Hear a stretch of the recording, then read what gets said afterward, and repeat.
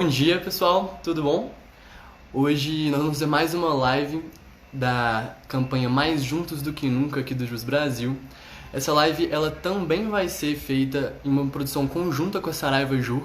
A Saraiva ela é uma editora de títulos jurídicos líder com mais de 2.000 livros já publicados, e o convidado de hoje é um autor muito querido e que já publicou mais de 30 livros em várias línguas diferentes, inclusive, sobre oratória. O nosso convidado de hoje é o Reinaldo Polito. Eu vou esperar ele entrar aqui, daqui a pouco ele já vai entrar e participar aqui da live com a gente. Mas hoje a gente vai falar um pouco sobre como que a oratória influencia na profissão da advocacia como um todo, como que advogados e estudantes de direito podem se preparar melhor, especificamente agora falando sobre sustentações orais e como que técnicas de oratória podem ajudar no desenvolvimento desses profissionais como um todo. E também eu vou separar a live de hoje num terceiro momento, que a gente vai falar sobre como que a oratória, a comunicação ela é importante e pode ser trabalhada também em tempos de pandemia, também pensando aqui no distanciamento social. Eu já vou deixar aqui também um convite para todo mundo que está assistindo a gente para seguir o @SaraivaJúri, o @JusBrasil e também o @Polito, que são os perfis que é o perfil do nosso convidado de hoje também. E também já deixar o convite para continuar acompanhando as nossas lives que estão acontecendo de segunda a quinta-feira às 19 horas e também na quarta e na quinta às 11 horas da manhã. Daqui a pouco o professor ele já chega e eu vou fazendo uma introdução breve aqui do professor, depois a gente volta também em uma apresentação quando ele chegar. Mas o professor Polito, ele é um profissional com mais de 40 anos ensinando técnicas de oratória para estudantes, para advogados, para profissionais executivos, faz treinamentos em empresas e também faz diversos cursos, tanto cursos online quanto cursos presenciais. E o professor ele já tem esses livros publicados, ele chegou a publicar, se eu não me engano, até em russo. Vou até perguntar para ele quando ele entrar aqui. Mas com certeza vai ser uma live muito rica. E querendo ou não, quando a gente pensa em oratória, quando a gente pensa em advocacia principalmente, oratória é um fator determinante para o sucesso de qualquer profissional do direito. Bem, acho que o professor vai entrar daqui a pouco. Até me corrigiram aqui, o professor Polito ele é autor da Saraiva Educação, que é a vertente maior da Saraiva, com outros tipos de títulos, não só títulos do direito, mas também títulos para outros profissionais, até porque as técnicas de oratória elas não funcionam só para os profissionais que atuam na advocacia, que atuam no direito, né? A oratória, querendo ou não, ela é importante em várias fases da vida de praticamente qualquer profissional. Desde os seus momentos enquanto estudantes mesmo, quando você vai apresentar trabalhos, quando você vai fazer qualquer tipo de apresentação em público, comunicações, mas também depois, quando você vai progredindo na carreira, quando você vai dependendo um pouquinho mais de suas habilidades comunicacionais, até às vezes mais do que das suas próprias habilidades técnicas, para o desempenho das suas funções. Professor, vou até pedir aqui para mandarem mais uma mensagem para ele deve entrar daqui a pouco.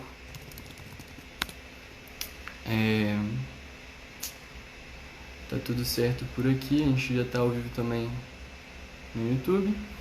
Mas, enfim, até vou fazendo mais alguma introdução aqui da nossa conversa. A nossa conversa ela vai ser muito guiada, pessoal, pelo próprio livro que o Reinaldo Polito escreveu sobre oratória, técnicas de oratória para advogados e para estudantes do direito. Para quem não conhece, esse livro é um livro da Saraiva Educação.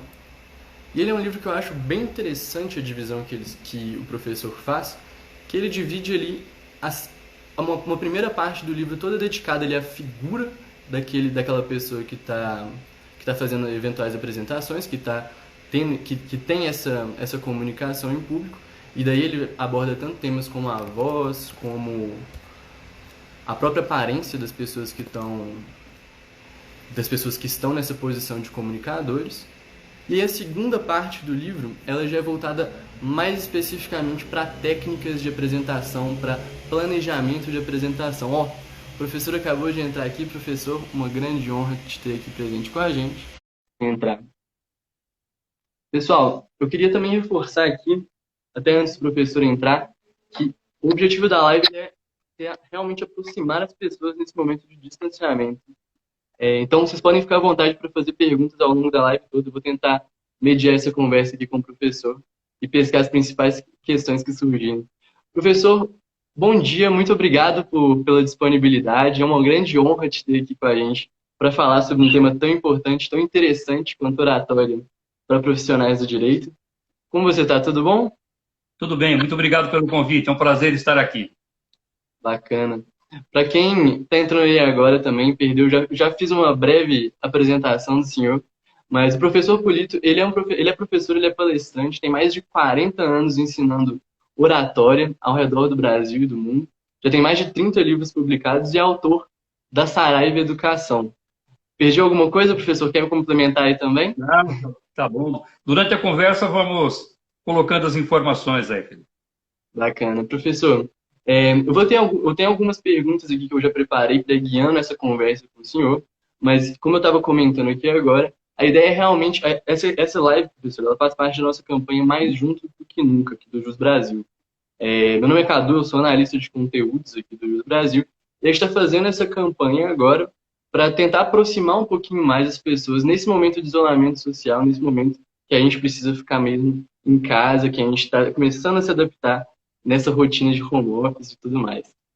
Então, professor, já passando agora para os primeiros temas que eu tinha separado, eu pensei em fazer o seguinte: eu queria separar a nossa conversa em três momentos principais.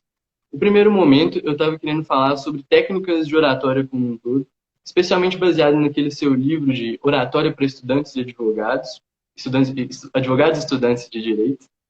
E aí depois eu queria passar para uma segunda parte, que a gente fala mais sobre sustentações orais e planejamento de apresentações, e encerrar falando mais especificamente sobre a importância da comunicação em tempos de Covid. Mas antes de tudo, professor, para falar bem a verdade, eu queria começar esse nosso bate-papo pedindo para você falar como que você entrou nesse mundo. Eu sei que sua história com oratória ela já data de bastante tempo e ela é até contra-intuitiva, para assim dizer, né? Ela não começou exatamente. é, Ela começou até, se eu não me engano, com uma tragédia, né, que você conseguiu superar. Eu queria que você falasse um pouco sobre como que foi essa história, por favor. Vou tentar ser breve nessa história. Eu nasci em Araraquara, no interior de São Paulo, e muito cedo vim aqui para São Paulo. Um pouco mais de um ano de idade, a casa que eu morava no bairro do Tatuapé pegou fogo. Eu fui vítima desse incêndio e peguei terceiro grau de queimaduras e fiquei meses hospitalizado por causa disso. E como consequência, o trauma foi tão forte que eu fiquei mudo e depois de algum tempo voltei a falar, mas totalmente gago. E os médicos que cuidavam lá do tratamento da queimadura, eu não sei que tipo de informações eles tinham a respeito do tema, mas eles sugeriram aos meus pais que me ensinassem esses versinhos de criança, essas poesias infantis, porque dizia o médico o seguinte: assim como o cantor que é gago não gagueja quando canta, da mesma forma, a poesia, o ritmo, a cadência, isso pode melhorar a comunicação do menino. Me ensinaram lá os versinhos, resolvi o problema da gagueira, não sei se foi isso que resolveu ou não, e voltamos para Araraquara. E ali no curso primário, eu comecei a fazer aquilo que tinha aprendido durante o meu tratamento. Lá no curso primário, quando eu tinha as festinhas comemorativas, as festinhas no final de ano, eu ia para a frente do grupo e recitava as minhas poesias. Os coleguinhas aplaudiam, as professoras incentivavam muito. E aqui em São Paulo, sem saber que esse tipo de assunto existisse, eu conheci o professor Oswaldo Melantônio. Fui levar um amigo que era muito tímido e esse amigo queria resolver o problema de qualquer jeito e eu vi parar na escola do professor Melantônio, ali na rua Bela Sintra, e que era muito bom para tirar a timidez. Nós fomos até lá. O meu amigo era tão tímido que não ficou, mas eu fiquei encantado com aquele trabalho do professor Melantônio. E ele, vendo o brilho nos meus olhos, me convidou para ser o assistente dele. Fiquei lá durante 7 anos aprendendo com o professor Melantônio e estou há 44 anos hoje dando aulas de oratória. Resumidamente, essa é a história. Bacana. Então, já vi que muitas pessoas elas acham que a própria comunicação ela é um dom inato, ela é uma coisa que chega junto com as pessoas, até porque tem pessoas com personalidade um pouco mais extrovertida. Mas então é uma habilidade que você desenvolve, certo? Você trabalha ela ao longo do tempo. Bom, eu poderia dizer o seguinte, que se fosse um dom apenas, a minha escola não existiria. Porque as pessoas não seriam prontas. O que ocorre? Todas as pessoas têm um dom. Cada um precisa descobrir o seu próprio estilo de comunicação. Isso do direito é muito comum. Uma pessoa vê, por exemplo, um Edilson Mogenô Bonfim se apresentando, um Durso se apresentando, um Cacai se apresentando. Então, vê esses grandes tribunos da advocacia e acham que somente eles é que podem desenvolver a comunicação e que outros não poderiam chegar lá. E tentam, às vezes, copiar o estilo. O pior que uma pessoa poderia fazer é copiar o estilo de comunicação de um outro. Porque se ela conseguir uma boa cópia, ela será uma boa cópia apenas. E se ela conseguir desenvolver o próprio estilo de comunicação, ela vai ser o melhor que ela poderia produzir.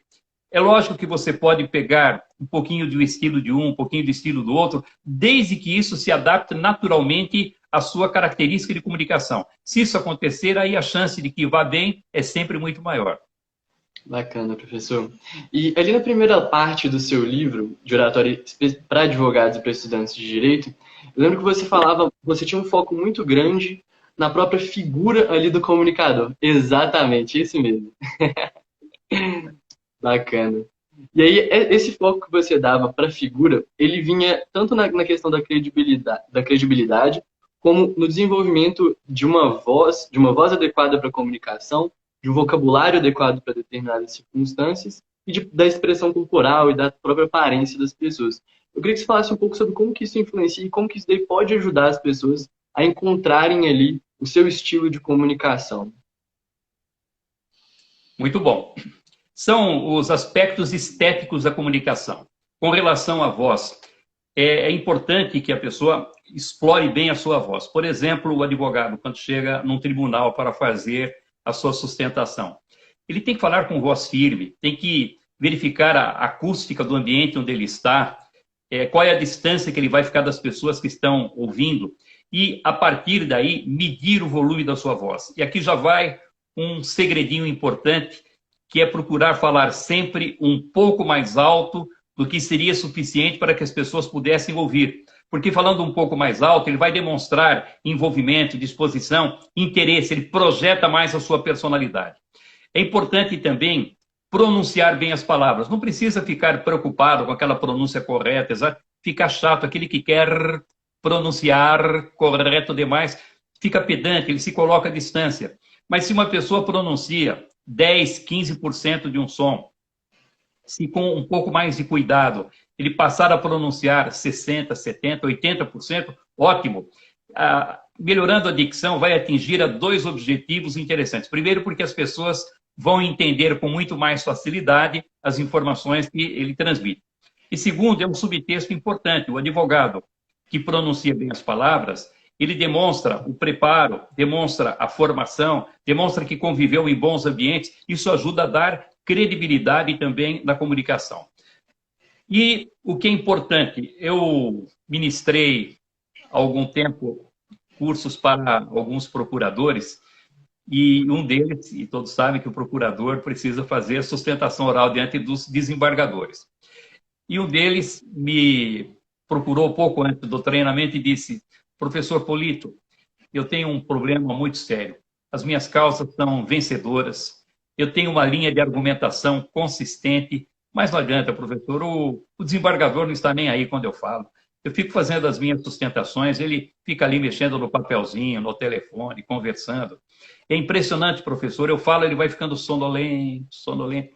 Só que enquanto ele me explicava, Cadu, eu fui ficando sonolento, sonolento. Ora, como é que alguém pode pretender que o desembargador preste atenção na sua sustentação, nas suas palavras, se ele mesmo não consegue ser envolvente, não consegue ser dinâmico naquilo que está apresentando? Portanto, esse ritmo é importante, alternar bem o volume da voz e a velocidade da fala. Com relação ao vocabulário, é preciso tomar cuidado, porque você conversa com algumas pessoas no dia a dia, ela conta suas histórias, fazem as brincadeiras, conta os seus casos, são pessoas interessantes. E quando vão para a situação mais formal, em vez de usar aquele vocabulário que já usam no dia a dia, são palavras com as quais estão acostumados, começam a querer encontrar palavras diferentes, fazerem outro tipo de construção, usar o juridiquês que às vezes não está tão acostumado, e com isso perde um pouco daquela fluência, um pouco da liberdade. Portanto, quanto mais próximo da pessoa estiver o vocabulário, mais eficiente ela vai ser. E com relação... Também. Até só fazer um parênteses bem rapidinho. É que uma das coisas que a gente trabalha muito aqui no Jus Brasil é tentar quebrar essa ideia de que o advogado precisa falar de maneira difícil para que ele seja visto como autoridade perante seus clientes ou perante os juízes. Isso é uma questão que surge bastante, porque a gente tem uma plataforma de publicação de artigos, né, no Jus Brasil, que é uma das principais formas de que advogados conseguem fazer marketing jurídico hoje, né? Publicar artigos, demonstrar sua autoridade, mostrar seus conhecimentos. Mas acaba que muitos advogados, quando eles se esforçam de uma sobremaneira mesmo, para falar de um jeito mais rebuscado, demonstrar o seu conhecimento, muitas vezes eles afastam o próprio público-alvo que eles estão querendo atingir ali, que são, no caso das publicações do Jus Brasil, em grande maioria, os seus clientes. Então, eu só queria dar um parêntese e ressaltar essa parte, porque aqui no Jus Brasil a gente vê isso demais. Eu acho que isso é extremamente importante para advogados. O que você está falando é fundamental. É lógico, Cadu, que algumas palavras são específicas do direito. Alguns termos, eles se constituem em verdadeiros conceitos na área do direito. Então, você não pode usar um termo afim, um termo analógico, um termo parecido, porque vai mudar totalmente o conceito daquilo que você está dizendo. No dia a dia, se você usa uma palavra próxima, dentro do contexto, a pessoa entende aquilo e tudo bem com a comunicação. No direito, não, a palavra é aquela porque o conceito é aquele. Mas são poucas as palavras assim. Normalmente, você poderia utilizar um vocabulário muito mais solto, muito mais leve na comunicação. Não só para os clientes que não estão familiarizados com os termos do direito, como também dentro do tribunal. Você assiste a sustentações orais de excelentes advogados e que não ficam muito preocupados com aquilo que estão dizendo dentro da área do direito. Eles procuram ser compreendidos com a informação que transmite, porque o vocabulário deve ser uma espécie de dorso por onde o pensamento caminha até chegar ao ouvinte. Então, se esse dorso for consistente, a comunicação vai atingir os objetivos. Dentro do vocabulário ainda, cada um ponto importantíssimo são aqueles vícios muito comuns, né, tá, ok, certo, tipo assim. Não combina com a linguagem do advogado, por exemplo, esse tipo de comunicação. Quando em excesso, isso começa a se constituir numa espécie de truncamento da comunicação, de barreira na comunicação e impede que a mensagem chegue de forma inteira até o outro lado. Então, nós falamos a respeito da voz, falamos a respeito do vocabulário, que quanto mais simples, mais eficiente vai ser. Falamos dos vícios de linguagem, nós precisamos tomar cuidado com o vício de linguagem. E uma boa forma para uma pessoa desenvolver e ampliar o vocabulário é fazer leituras com uma caneta na mão. Então, faz a leitura de um jornal, de uma revista, de um livro. Quando encontrar uma palavra que não conheça o seu significado ou tiver dúvidas, porque às vezes nós lemos uma palavra, imaginamos que conhecemos o conceito daquilo que estamos vendo e às vezes não tem ideia. E essa palavra não faz parte naturalmente do vocabulário. Então, anotar essa palavra, vai até o vocabulário, verifica qual é o significado exato e na primeira redação que fizeram, na primeira conversa que tiver, incluir aquela palavra. Depois que incluir umas 2 ou 3 vezes, começa a fazer parte natural do seu processo de comunicação também. E com relação à expressão corporal que você levantou na sua questão. É preciso tomar cuidado para não fazer excesso de gestos e é preciso tomar cuidado para não haver falta de gesto na comunicação.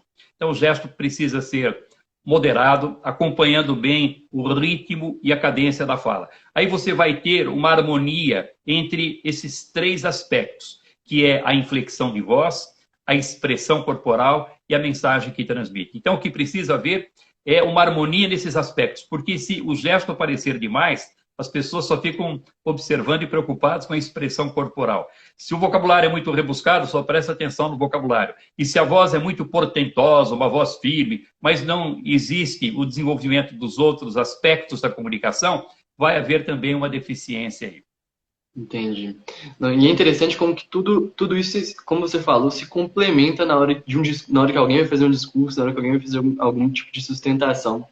E, professor, o último aspecto que eu acho que tem ainda a ver com essa primeira parte do livro que a gente não conseguiu abordar ainda é a parte mais voltada para a própria aparência do advogado. Eu acho que em sustentações orais até que fica um pouco mais nítido na cabeça de todo mundo como que os advogados, em geral, vão se prestar na frente dos juízes, dos julgadores, em qualquer instância, coisas do tipo. Mas a própria vestimenta, ela faz alguma diferença quando você vai conversar com clientes, quando você vai fazer algumas reuniões? Como que isso Olha, funciona?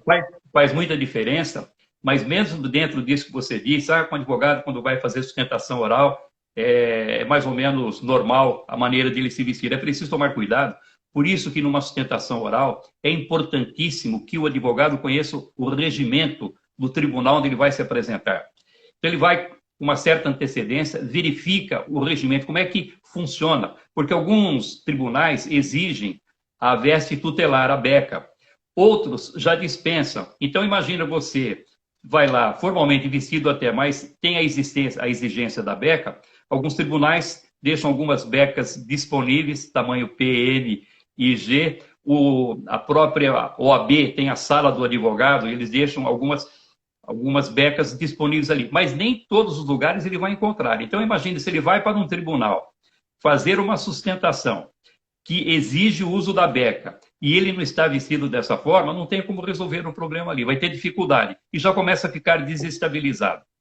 E, fora isso, o advogado deve se vestir de uma maneira formal, verificar como é que os outros advogados se vestem. A mulher normalmente vai de vestido, um tailleur, onde é advogada, o homem vai com um terno e uma gravata, simplesmente assim, bem trajado de uma maneira formal. Se por acaso, aqui vai uma outra dica, o advogado, por exemplo, que vai fazer sustentação oral e tem, às vezes, problemas com a sua comunicação. Se ele estiver acostumado a usar roupas novas com frequência, compra uma roupa aqui, outra ali, não tem problema, pega uma roupa nova e vai fazer a sustentação oral. Mas se não for hábito de comprar roupa nova, não é no dia da sustentação oral, um momento importante, às vezes vai ali um pouco inseguro, nervoso, e já com uma roupa que ele não está muito acostumado, pega aqui, pega ali. Meu conselho é o seguinte, pegue uma roupa que você esteja acostumado a usar, já conhece a curva do cotovelo, o caimento dela, se sente à vontade, e a roupa deixa de ser um problema na sua apresentação também. Bacana, professor. Eu acho que isso daí tem um aspecto muito forte no psicológico das pessoas quando elas vão apresentar, né? Porque, querendo ou não, quando você já vai apresentar, se você já tem uma personalidade um pouco mais tímida, qualquer coisa pode tirar um pouquinho ali seu foco. Você pode olhar para uma abotoadura colocada de um jeito que você não está gostando e achar que aquilo vai fazer toda a diferença no seu discurso. Então, assim, acho que quando você está confortável, quando você está se sentindo inserido naquele ambiente, isso daí ajuda muito na confiança e ajuda muito na hora que você vai desenvolver o seu raciocínio oralmente ali em frente ao tribunal ou mesmo com um novo cliente, alguma coisa do tipo. Professor, E então, dentro disso ainda, que você me permite, o advogado talvez seja dos últimos bastiões da fala mais formal. É o advogado que usa o terno e a gravata. Se você olhar as outras profissões, os bancos, por exemplo, aqueles bancos tradicionais, já aboliram a gravata há um bom tempo. Aquelas empresas mais formais, empresas de auditoria, consultoria, muitas estão já abolindo e deixando essa roupa um pouco mais leve. Então, mesmo o advogado, por exemplo, quando ele vai fazer uma palestra, uma apresentação, o advogado é muito convidado, às vezes, para falar para estudantes de direito. Não precise de gravata para uma apresentação como essa. Vai lá com um blazer, bem vestido, bem trajado, um pouco mais leve, um pouco mais informal, e a sua aproximação com a plateia será sempre muito melhor. bacana. Até o arroba JCenturião aqui acabou de falar que a naturalidade é ainda a melhor roupa. E eu não podia concordar mais. Assim. Até mesmo advogados, como você mesmo disse. Eu trabalho aqui no Jus Brasil, estou bem inserido nesse meio de tecnologia. E vejo que até mesmo os advogados que trabalham com empresas desse tipo, às vezes eles, compreendendo um pouquinho melhor os seus clientes, conseguem se vestir, muitas vezes de maneira menos formal, às vezes até com mais conforto na hora de andar, especialmente no Brasil, que tem um clima bem quente, e acaba passando uma proximidade maior do cliente. Então, até um contrassenso de vez em quando você conhece bem seu cliente, você pode se aventurar por algumas vestimentas um pouco menos tradicionais, né? Você disse quando conhece bem, porque a expectativa que uma empresa ou o cliente tem do advogado é que ele vá formalmente vestido. Então, num primeiro contato, nos primeiros contatos, ele não pode arriscar. Vai lá de terno e gravata. Ninguém vai criticar alguém porque ele está usando o terno e gravata. Mas se ele for sem, e o cliente tiver a expectativa de ver um advogado vestido de uma maneira mais formal, pode existir aí uma decepção. Então, é preciso tomar cuidado e verificar se conhece bem o cliente, se já está com uma certa familiaridade com ele ou não. Beleza, professor. Eu queria passar agora para a segunda parte da nossa conversa, falar mais especificamente sobre sustentações orais e até aproveitando também para passar para a segunda parte do próprio livro do senhor, que você fala de planejamento de apresentação. E antes de passar para esse assunto até, eu vi que tem muitas pessoas de vários lugares diferentes do Brasil e do mundo, já teve até um usuário que comentou aqui no nosso chat que ele está assistindo essa live lá de Angola. Então, eu queria até reforçar, fazer um convite aqui para todo mundo que está assistindo a gente, que é aluno do professor, ou que acompanha o Jus Brasil também por outros meios. Fale aí de onde você está vendo essa live, de qual cidade, qual estado. Vai ser bem bacana ver esse panorama de quem está assistindo a gente. E aí, professor, qual que seria então esse papel do planejamento da apresentação em sustentações orais? Bom, a sustentação oral é uma prerrogativa do advogado, é um direito do advogado. Agora, são poucas as pessoas, infelizmente, são poucos os profissionais que se aventuram ou ousam fazer sustentações orais. São pesquisas, são enquetes, uma pesquisa que não é científica, mas menos de 10% dos advogados ousam fazer a sustentação oral. E as alegações são as mais diversas possíveis. Uns dizem assim, eu não faço sustentação oral porque a causa já está decidida, não vai adiantar nada. Eu não faço sustentação oral porque vai me tomar muito tempo fazer esse planejamento, essa preparação, e o meu cliente não vai me pagar mais por causa disso. Bom, são as mais diversas desculpas. Mas o que a maioria não conta, e que geralmente é o motivo mais sério, é que não fazem sustentação oral por inibição, por medo de fazer a apresentação. Então, vão dando desculpas aqui, desculpas ali. Quando não tem jeito, terceirizo isso para um colega lá do escritório e acabam não fazendo.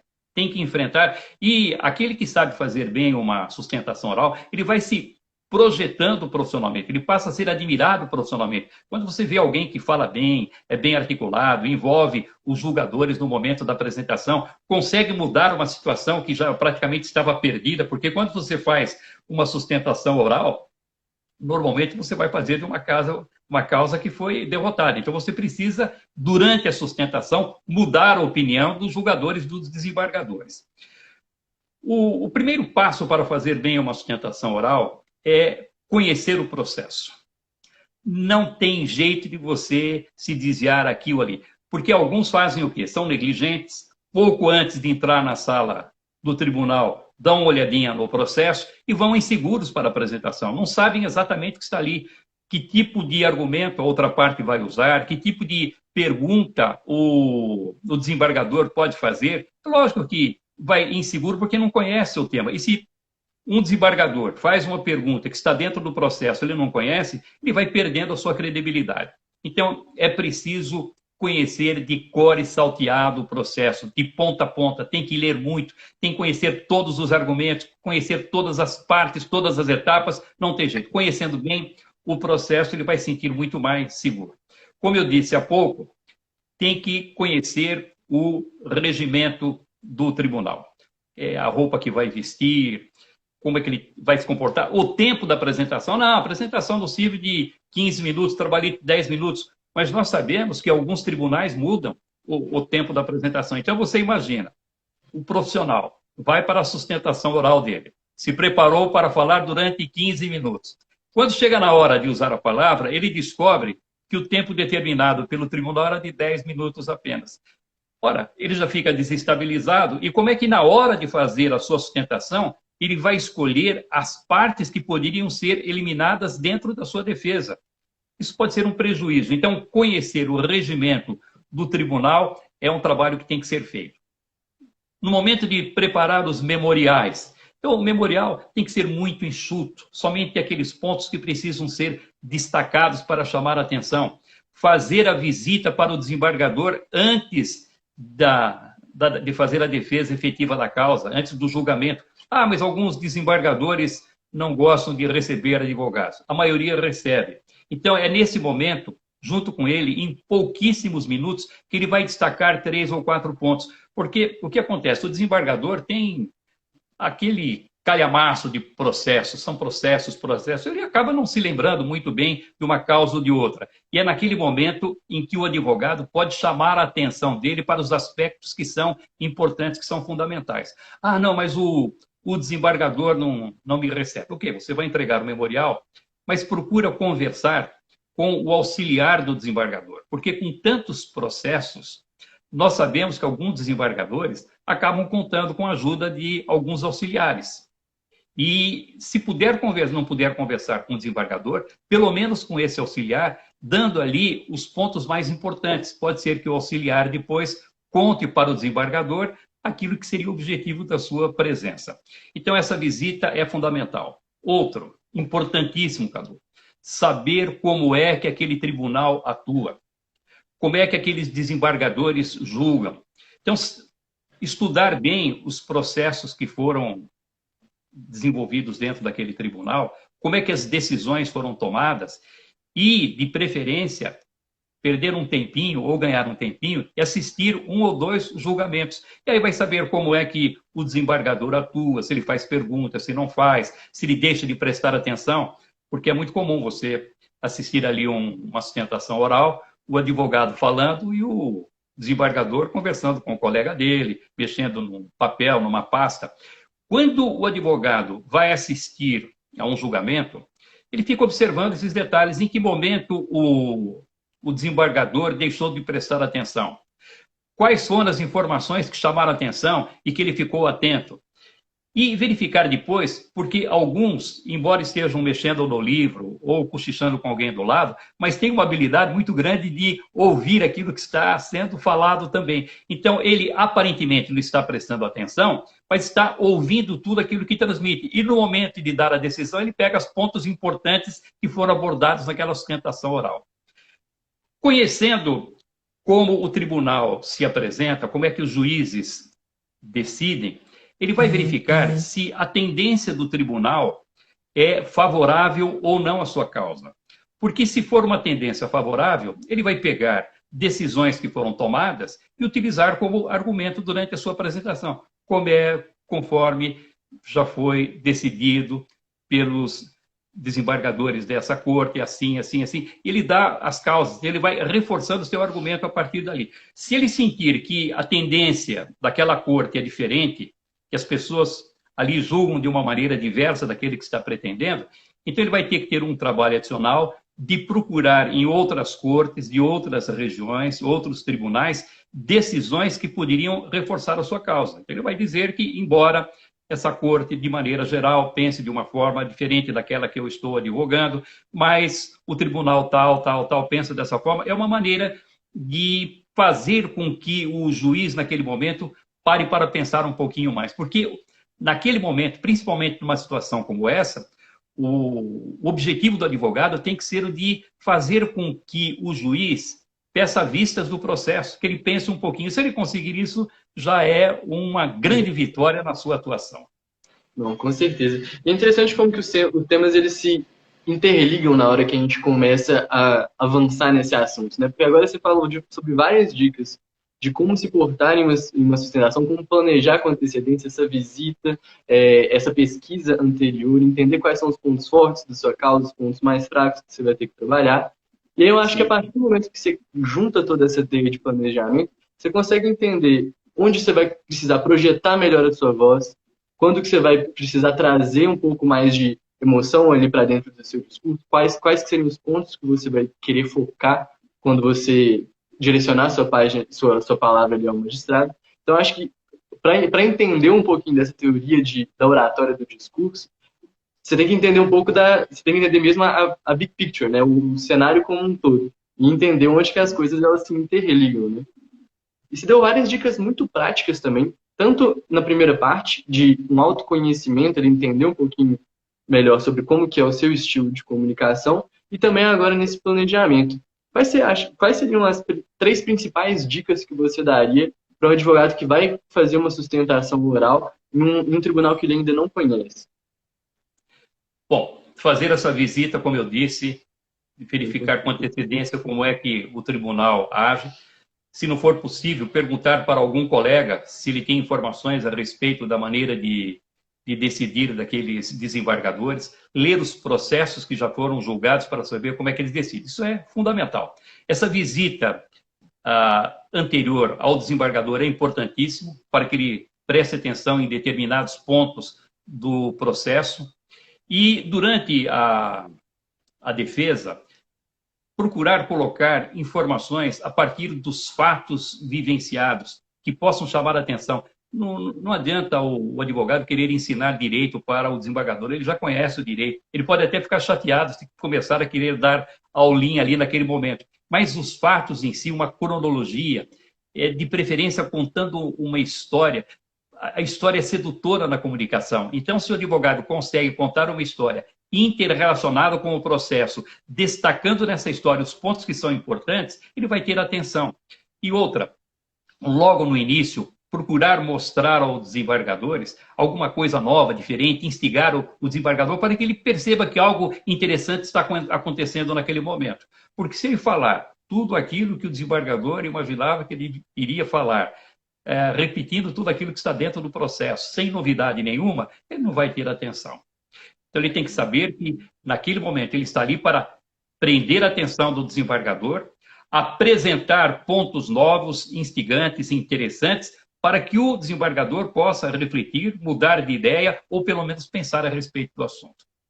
Interessante. Então, só dando uma recapitulada aqui, essa primeira dica seria, então, fazer essa visita conciliando também com uma pesquisa anterior para conhecer melhor o tribunal, para conhecer melhor aquela turma que vai julgar o seu processo, entender os posicionamentos, os pontos fortes e fracos do seu processo. A segunda seria, então, criar uma storytelling, uma contagem de história mesmo, fazer com que seu processo tenha uma cronologia, um início, um meio e um fim, para que você possa encaixar ali nessas histórias os fatos que você quer ressaltar ali para o julgador. E a terceira, então, seria exatamente trazer esses fatos novos, saindo um pouquinho do óbvio e tentando não simplesmente repetir o que já está no processo.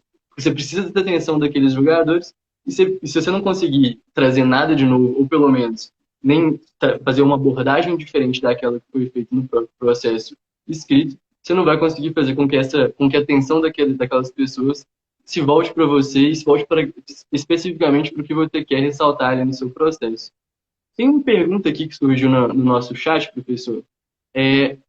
Perguntaram aqui, falaram que muitas faculdades não têm oratória na grade curricular no curso. Então, a partir de qual momento que você recomenda que os estudantes comecem a colocar as dicas e ensinamentos do seu livro em prática? O meu professor de oratória, Oswaldo Melantoni, conta uma história curiosa. Ele disse que uma senhora procurou o Bernard Shaw uma vez e disse o seguinte, que ela estava grávida, já no último mês de gravidez, e estava muito preocupada com o desenvolvimento do filho e sabia que a comunicação seria fundamental na vida dele. E a partir de que momento ela deveria se preocupar em ensinar o filho a se comunicar bem? Ele perguntou a ela, com quantos meses de gravidez a senhora está? Falou, com 9 meses. Então, a senhora está 9 meses atrasada nesse ensinamento. Ou seja, a vida inteira.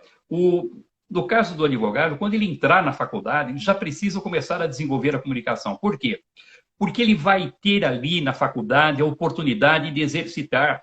Ele pode falar a besteira que quiser, ele pode errar quando ele quiser, ele não vai ser cobrado. E quando ele começa a desenvolver a comunicação, primeiro que ele elimina os defeitos que iria desenvolver ao longo da sua vida. Então, esses defeitos são eliminados antecipadamente. Depois ele aproveita as oportunidades. Por exemplo, fazer a apresentação de um trabalho, participar das sustentações simuladas que são feitas na faculdade e vai desenvolvendo a comunicação, porque para falar bem, assim como escrever, é preciso praticar bastante. O Valdir Troncoso Pérez, que foi o príncipe dos advogados, provavelmente o maior orador da história do direito desse país, ele contou num evento que ele participou na minha escola, dizendo que quando ele era jovem estudante, ele tinha dificuldade de falar em público. Imagina, Valdir Troncoso Pérez, o maior advogado da história do direito. E que ele ficava pensando no verbo que iria conjugar, ele ficava pensando no adjetivo, no substantivo, e com isso ele tinha assim, uma espécie de tolimento da sua comunicação.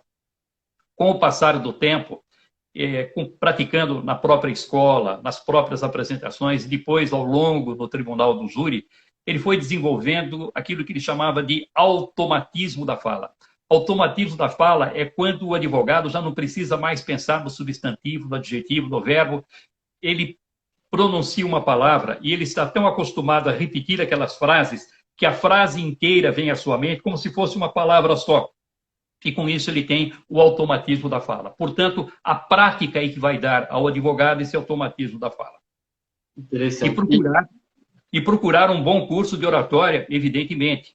Porque o que acontece nas faculdades de Direito? Tudo ajuda, mas vamos desenvolver um curso de oratória aqui na faculdade. Geralmente é um curso que não faz parte da grade curricular, é um curso à parte. Então, os estudantes não vão dar muita importância para aquilo. Quem que vai dar aula? Doutor Gabriel fala bem. Doutor Gabriel tem uma oratória maravilhosa. Doutor Gabriel, o senhor não poderia ministrar um curso aqui para os nossos estudantes? O senhor fala tão bem? Sim, vou. Só que o fato do doutor Gabriel falar bem não significa que ele saiba ensinar bem. Tanto assim que, em alguns casos, pode fazer mais mal que bem, porque ele começa a ensinar, fazer correções, a exigir determinados comportamentos, imaginando que aquilo é o certo, ele acaba tolhendo o desenvolvimento e o advogado, o estudante, diz o seguinte, isso daí é um dom mesmo, eu não vou conseguir nunca, e acaba se afastando cada vez mais da oratória. Então é preciso procurar profissionais competentes, experimentados, que saibam ensinar, que se dediquem especificamente a esse tipo de atividade. Aí sim vai aprender rapidamente, em poucas horas, alguém pode desenvolver a sua comunicação. Super interessante. Eu já estou até dando dicas, dando sugestões aqui para o Brasil fazer um curso com o senhor sobre oratória para advogados, que eu tenho certeza que seria um sucesso certo. Assim. E você mencionou essa história que você falou do príncipe dos advogados e a ideia de que realmente falar em público, essa oratória, ela demanda uma experiência muito grande. Me lembrou de um outro vídeo até que eu vi do senhor, que você falava dos pilares de uma boa comunicação, que envolvia um conhecimento aprofundado do assunto, uma organização e um planejamento, uma metodologia para você conseguir abordar o que você sabe sobre aquele assunto, a própria experiência, que é saber falar, não só saber falar o que você quer falar, mas também ter experiências de ter falado em público antes, conseguir fazer a gestão ali da sua própria ansiedade, e um autoconhecimento, que seria essa compreensão de qual seria o seu estilo de comunicação. Eu acho que assim, esses pilares, para mim, fazem todo sentido. E quando a gente fala sobre, especificamente na advocacia, o que eu vejo é que muitas pessoas elas têm uma tendência de partir para a comunicação sem entender muito bem o assunto, ou então, quando elas começam a falar sobre determinados assuntos que elas conhecem muito, não tem um planejamento, ou algum desses pilares começa a fraquejar, dá para ver quando a pessoa está simplesmente enchendo linguiça, por assim dizer. E eu acho que E eu acho que essa dica de procurar alguém que consegue passar esses conteúdos, que às vezes são menosprezados, igual você falou, a pessoa fala bem, ela deve conseguir ensinar. Achar alguém que fala muito bem sobre, que tem essa experiência em ensinar esse tipo de técnica, é fundamental para desenvolver mesmo essas técnicas de oratória, né? Porque o que acontece é que cada pessoa tem uma característica própria e peculiar. A pessoa que não está acostumada a ensinar, o que ela vai fazer? Ela vai estabelecer regras rígidas de comunicação. Você tem que se comportar assim, assim, assim, assim. E, às vezes, aquela maneira de se apresentar não faz parte da característica da pessoa. Então, o profissional experiente, o que ele vai fazer? Ele vai fazer uma análise do perfil dessa pessoa, das suas características, e vai explorar aquilo que ele tem de melhor dentro do seu próprio perfil. Ele vai desenvolver a própria técnica de comunicação. E onde é que está a vantagem?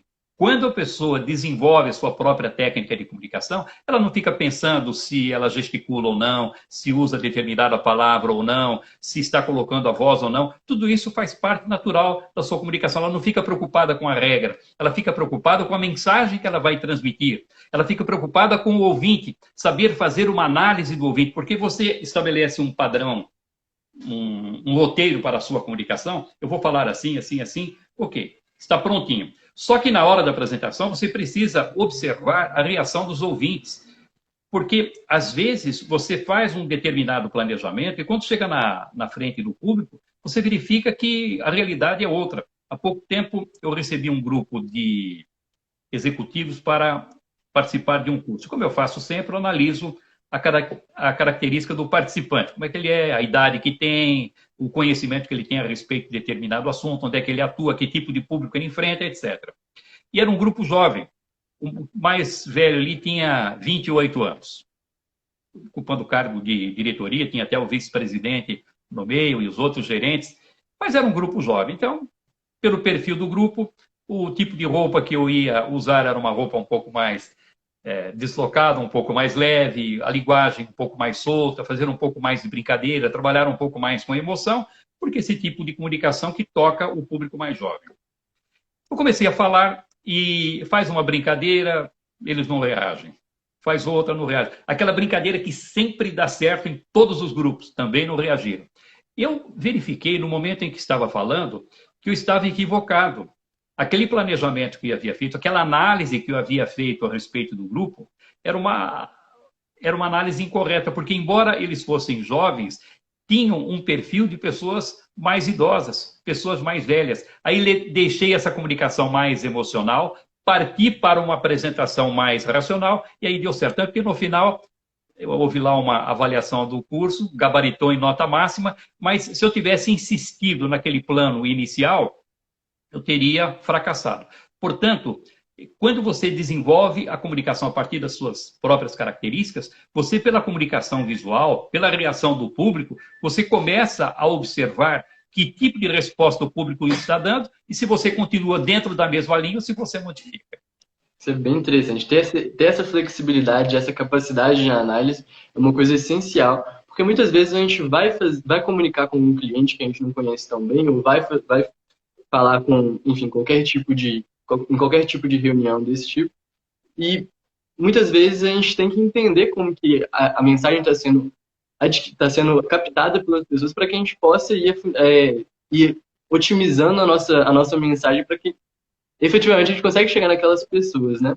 E professor, uma das coisas que eu estava querendo abordar antes do Instagram cortar a nossa live aqui, o que vai acontecer muito em breve, eu estava querendo... Quanto tempo nós temos? Oi? Quanto tempo nós temos? A gente tem ainda mais 10 minutinhos aqui. Tá bom. Mas eu queria trazer a nossa conversa para a questão agora do isolamento social de muitas pessoas tendo que transpor as suas comunicações, as suas reuniões, os seus calls, suas ligações, todas para um ambiente de suas próprias casas. Então, a própria live é uma ferramenta de comunicação que agora muitas pessoas estão se adaptando a utilizar, estão começando a fazer as suas apresentações dessa forma. Eu queria perguntar para o senhor se existe uma diferença muito grande entre a preparação para um discurso em que você vai fazer presencialmente e a preparação de um discurso que você vai fazer online.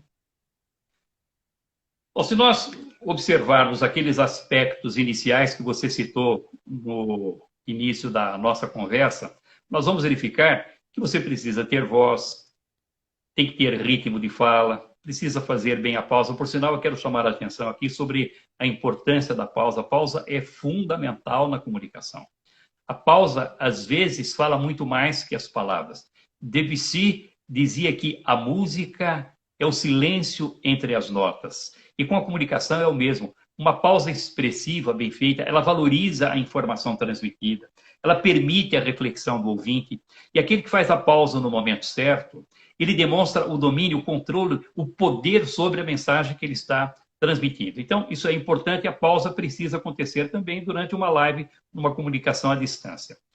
O vocabulário que vai ser utilizado, não pode negligenciar, porque o que acontece? Às vezes a pessoa está na sua casa e deixa um pouco do lado o profissionalismo na hora de fazer. Isso estou falando da comunicação corporativa ou entre advogados. Entre os amigos, pode ficar à vontade. Mas tomar cuidado com isso. Por exemplo, se você observar bem, eu me coloquei aqui com um fundo, com alguns livros no fundo, e um ambiente para passar uma imagem, uma mensagem mais ou menos dentro do assunto que nós estamos abordando aqui. Então é preciso tomar muito cuidado com o fundo. de repente passa alguém pelado lá atrás, ou vestido de cueca. Isso tem acontecido muito, você deve ter visto isso muito aí nas redes sociais. Então é preciso tomar esse tipo de cuidado. Fazer tudo com antecedência. Então, verificar a luz que você vai utilizar, a distância que você vai ficar, se existe ali um apoio para a sua apresentação. Tudo isso é fundamental. E não é fácil falar olhando para uma câmera, é um pouco mais difícil do que falar olhando para as pessoas, mas com o tempo a pessoa vai se acostumando a isso e passa a falar com a câmera como se estivesse conversando diante de 3 ou 4 pessoas ali na sala de visitas da sua casa. E, na verdade, é isso que tem que acontecer. Tem que falar com envolvimento, com disposição, com entusiasmo, mas tem que ser uma conversa animada. Uma conversa, mas uma conversa animada sempre. Realmente, é muito diferente quando a gente tenta transmitir a nossa alegria, nosso entusiasmo com determinado assunto pessoalmente, até porque a gente tem mais recursos, né? Eu estou gesticulando aqui bastante com minhas mãos, mas ninguém vai ver, por exemplo. Ou qualquer outro tipo de recurso que você possa utilizar numa comunicação presencial, mas é essencial a gente conseguir, pelo tom de voz, pela emoção mesmo, enquanto você está conversando, transmitir essa mensagem para as pessoas que estão te ouvindo, né? E eu queria falar agora também sobre a importância de uma comunicação com os clientes, mesmo nesse tempo de pandemia. A gente vê muitas pessoas relegando esse aspecto da sua profissão, por exemplo, quando sob essa justificativa de que, não tem como marcar uma reunião, então eu vou ficar no e-mail, então vou deixar uma comunicação um pouco mais... qual que é a sua opinião sobre esse assunto, professor? Bom, eu gosto muito, sempre gostei muito do contato presencial, o olho no olho, porque você, quando está diante da pessoa, você vai observando até instintivamente alguns aspectos que você não consegue observar numa comunicação à distância. O Freud dizia que o nosso inconsciente pode receber a mensagem do inconsciente do outro sem que essa mensagem passe necessariamente pelo nosso consciente. É verdade, está ouvindo ali uma pessoa, tudo certo naquela apresentação, mas algo que não convence, algum detalhe está em desarmonia dentro daquele conjunto. E na comunicação à distância, nem sempre nós conseguimos observar. Essa leitura é um pouco mais difícil. Mas eu acho que daqui para frente, cara, o mundo mudou. As pessoas, eu tenho conversado com empresários, com alguns advogados, que estão já deixando as salas de reunião do lado, estão entregando os imóveis, porque perceberam que esse contato à distância é muito mais rápido. Você marca uma reunião, por exemplo, das 10 às 11, começa às 10 horas, termina às 11 horas, você já tem como seus afazeres pela frente e não perde tempo.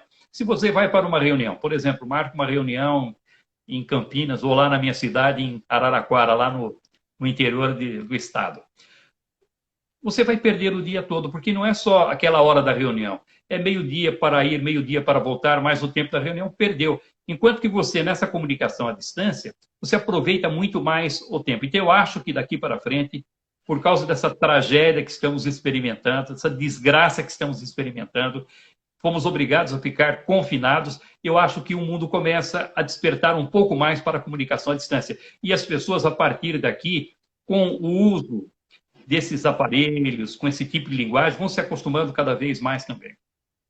Eu acho que, assim, pela experiência do Brasil mesmo que a gente tem com trabalho remoto, mesmo trabalhando antes, já em alguma medida com trabalho remoto, eu estou em Belo Horizonte, mas meu time está uma parte em São Paulo, uma parte em Salvador, a gente já tinha reuniões frequentes remotamente, a gente já tinha um fluxo de trabalho relativamente estabelecido remoto, mas com certeza, com essa pandemia, a gente abriu o olho para muitas das nossas atividades do dia a dia que poderiam ser feitas de maneira mais eficiente, pensando que está todo mundo em casa agora, pensando que não tem ninguém ficando perto um do outro, pode marcar reunião, qualquer coisa do tipo, e até estabelecendo alguns tipos de técnicas para evitar com que esse distanciamento social acabe afastando de fato as pessoas, acabe fazendo com que elas não conversem entre si mais, que elas percam um pouco dessa noção de uma cultura corporativa, de que está todo mundo, por mais que cada um em sua casa, mas está todo mundo junto, imbuído numa mesma missão, imbuído num mesmo propósito.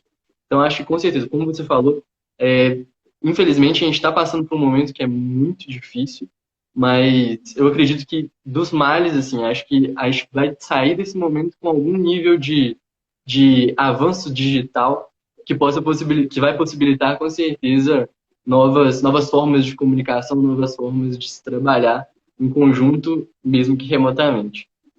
Você veja, dentro disso que você está falando, há pouco tempo estava havendo um julgamento em Cuiabá. E o advogado estava se apresentando uma cidade que ficava a 1.200 quilômetros de distância.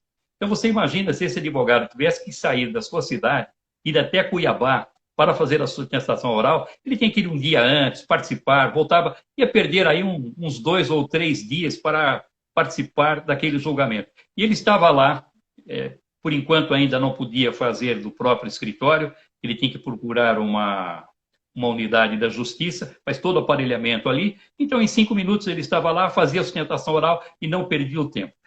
Isso já estava acontecendo antes da pandemia. Agora, com a pandemia, com certeza, isso vai ser acelerado. As pessoas vão investir muito mais nesse processo, com certeza. Beleza, professor.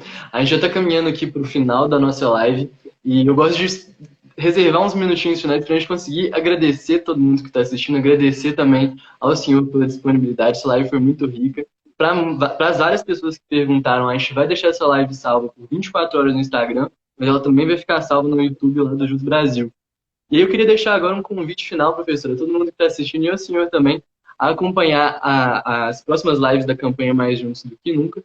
Hoje à noite a gente vai ter uma live falando sobre como que a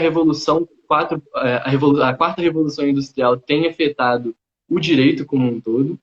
E vai ser uma live muito interessante, eu tenho certeza que muitas pessoas aqui vão gostar. Deixar o convite para todo mundo que está assistindo a gente seguir também o perfil do Jus Brasil, @JusBrasil, o perfil do professor Polito, que é @Polito, certo? Sim, @Polito. Bacana. E se você gostou dessa live, encaminha também para algum amigo que você acha que vai aprender alguma coisa aí sobre essas técnicas de oratória que a gente abordou. E, professor, teve uma pessoa, acho que foi a Bia Gimenez, perguntou qual que é o nome do livro. E se você podia mostrar ele agora também para as pessoas que estão assistindo. É um livro Oratória para Advogados e Estudantes de Direito.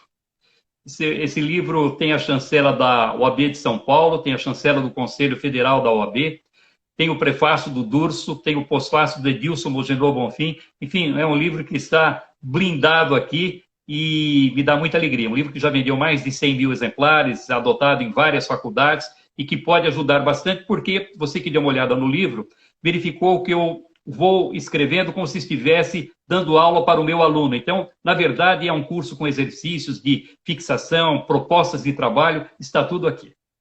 Bacana. E também lá no nosso Instagram, @Polito, na bio, tem lá informações sobre o nosso curso online, que também é um curso à distância que a pessoa pode fazer. Muito interessante. Então, fica aí as dicas também, o curso online, o livro do professor Polito, que, como você mesmo disse, já está blindado, mais do que validado pelo Brasil inteiro e até por outros países, né? Professor, muito obrigado mesmo pela disponibilidade. Esse conteúdo foi riquíssimo, tenho certeza que vai ajudar muitos profissionais do direito e profissionais de outras áreas a refinar um pouco mais as suas habilidades de oratória. E muito obrigado também a todo mundo que está assistindo. Se o senhor tiver algum recado final também, pode ficar à vontade. Foi um prazer muito grande, um bate-papo bastante interativo. Você é muito simpático, parabéns pelo trabalho que você desenvolve, um trabalho que ajuda muitas pessoas. Eu me senti honrado de estar aqui hoje. A honra é toda nossa, professor. Então a gente vai ficar por aqui. Muito obrigado mesmo, gente. Até logo. Um abraço.